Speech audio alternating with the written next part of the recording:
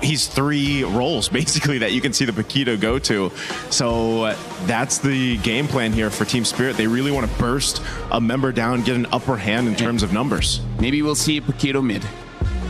Yeah, you know what? I've heard a lot of things. But yeah, right now for Team Spirit, they're using a draft with a lot of forward momentum, having the Barats being the main escort, and then having the Dura as well as Hardy. You should get a kill, and now a Kaja gets picked up. So the moment a Cho or a Harley overextends, the Kaja can help them get a kill. That's what he says when he ulted. When he got divine judgments. Kaja. Dude, they're digging deep into the pockets here. Another unique hero for MSC. Thank you very much, Rain Day. And indeed, we have a lot of surprises to break down here as we head into game number 2 between Team Spirit and Guangzhou.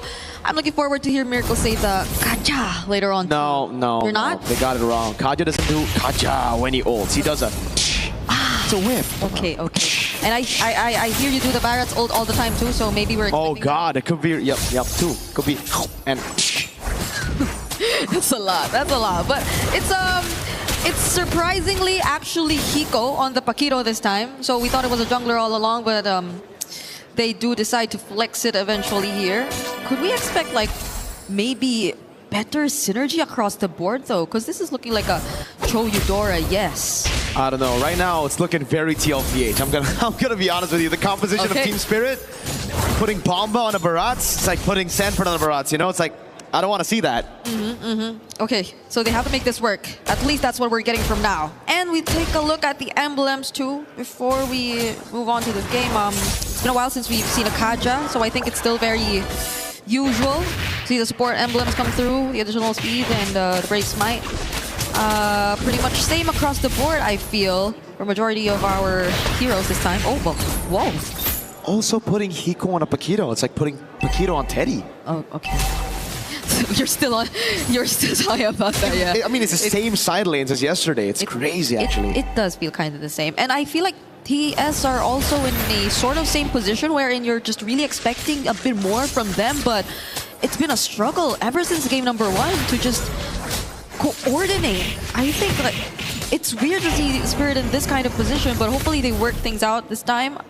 We are seeing a more aggressive laning phase from them, to say the least, here in game number 2. Oh my god, the Thunder's Rat straight up! One-shots, May.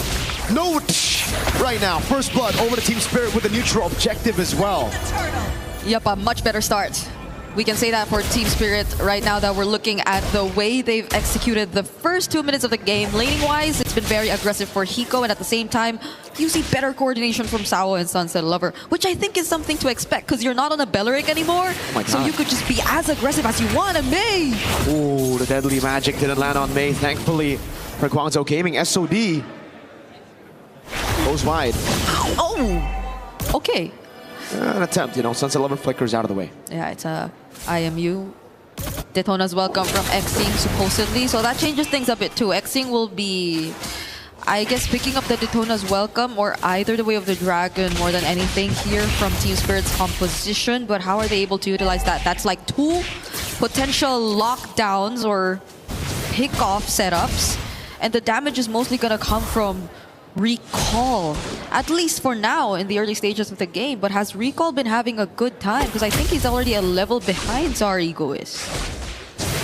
Bomba's doing a lot right now with just delaying the jungle. He's going to lose out on a bit on the bottom lane, but it's going to be pretty good to stop Recall. As you can see, Zaur is really capitalizing on the fact that he's getting so much more space, so much more room to farm up, a whole level ahead with a turtle as well.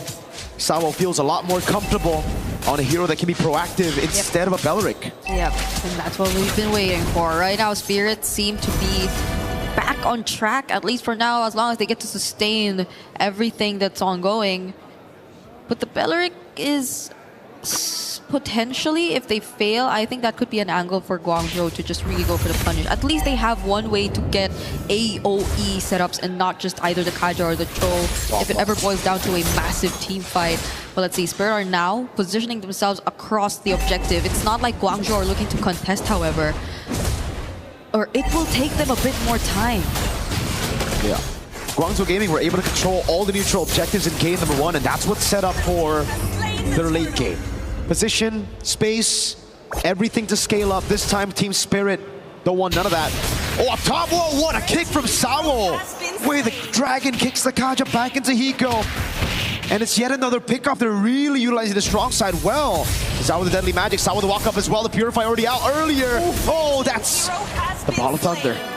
Bang. Goes down to Moskov. Sai down. Hiko with the hits on the turret. They've learned their lesson. They've learned their lesson. They got to be the more proactive ones. They got to be the ones starting it off. And with this lineup, they're definitely doing it. Ooh. Mei has not had a single Divine Judgment in this game. And you could see that Sawo's just starting to feel it on this Cho. It's like watching... Oh my god, Bamba.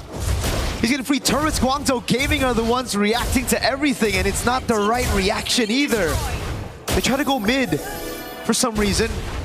And Bamba just stomps down bot. That's a free turret for a Barats. Okay, at least for Guangzhou, right? If we're looking for potential angles that they can turn this around, they have plenty, and it's a Flicker Belleric as well, so they could just try to go for more counter engage as long as they feel like they're already on the same page. Because at this moment, oh, hold on. He goes for the whip now. Bamba with the response, throws him into the wall. Ball of Thunder, Bamba with a chomp. He just swallowed Mei whole. You saw that, you saw that. You saw Mei, he tried, but Guangzhou, it didn't feel like they were ready to follow up. Ooh. It's tough, it's tough.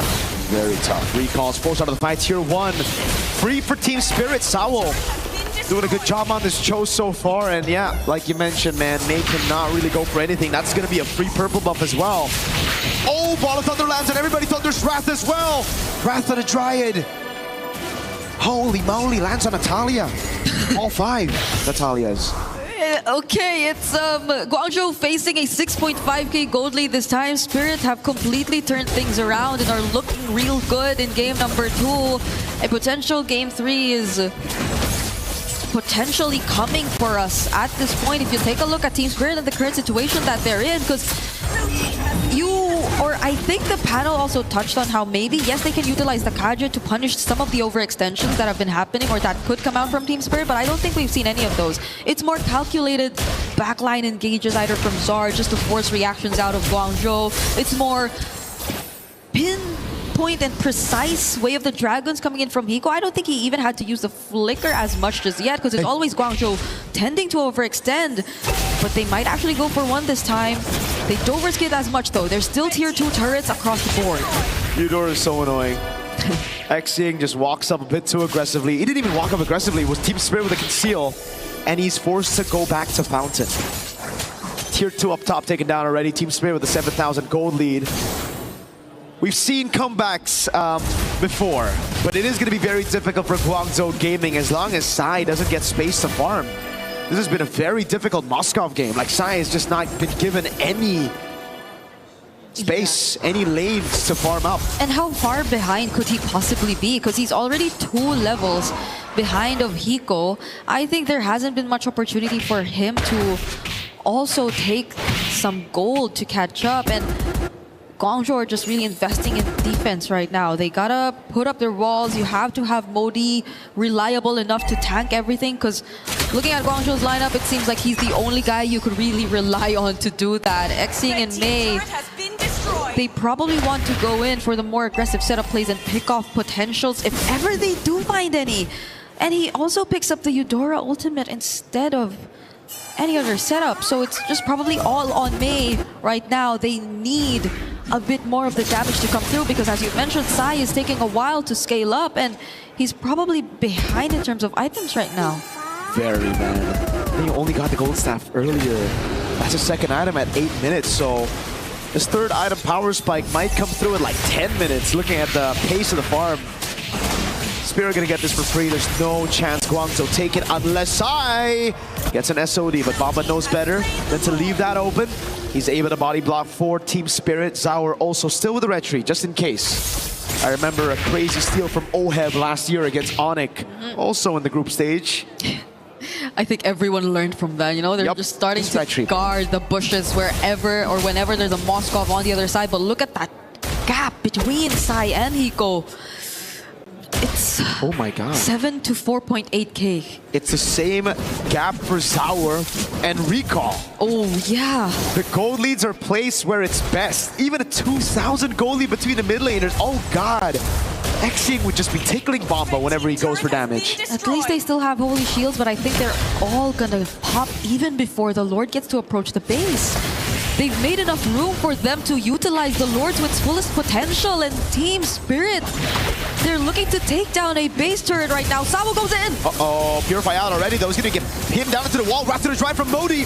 Taunts everybody with a big whip as well, but it's not gonna take anybody down except, oh! A chomp, Purify out from Sai. Oh my goodness! What is that damage, my guy? Recall pulled back into the cards. The Poker Trick Sunset Lover again with the lightning. Modi stun, he gets away. Now it's Hiko and the rest of the team moving it out. Zaur with the walk up again with the Poker Trick, as that's going to be the knockout strike from Hiko to lock Modi down. Zaur can't get the damage to take Modi out of side. Lands the SOD. 10-minute game for Spirit to equalize.